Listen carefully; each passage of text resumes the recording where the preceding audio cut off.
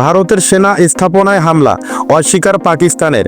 ভারত শাসিত কাশ্মীরের উধমপুর এবং পাঞ্জাবের পাঠানকোট এই দুটি গুরুত্বপূর্ণ এলাকায় অবস্থিত তিনটি সামরিক স্থাপনায় ড্রোন এবং ক্ষেপণাস্ত্র ব্যবহারের মাধ্যমে হামলা চালানো হয়েছে বলে অভিযোগ উঠেছে। ভারতের সেনাবাহিনী দাবি করেছেন এসব হামলার পেছনে রয়েছে পাকিস্তান। তবে এই অভিযোগের বিষয়ে পাকিস্তান একেবারে ভিন্ন মত দিয়েছেন। দেশটির প্রতিরক্ষা মন্ত্রী স্পষ্টভাবে জানিয়ে দিয়েছেন তারা কোনোভাবে এসব ঘটনার সাথে জড়িত নয় এবং ভারত শাসিত কাশ্মীরের ভেতরে এমন কোনো হামলার দায়ভার পাকিস্তানের নয়। ভারতীয় সেনাবাহিনী তাদের এক্স হ্যান্ডেলে দেওয়া বিবৃতিতে জানায় যেসব হামলার কথা বলা হচ্ছে সেগুলোর ফলে তাদের কোনো ক্ষয়ক্ষতি হয়নি। তারা আরও দাবি করেছে হামলাগুলো যথাসময়ে প্রতিহত করা হয়েছে এবং পুরো পরিস্থিতি এখন নিয়ন্ত্রণে রয়েছে।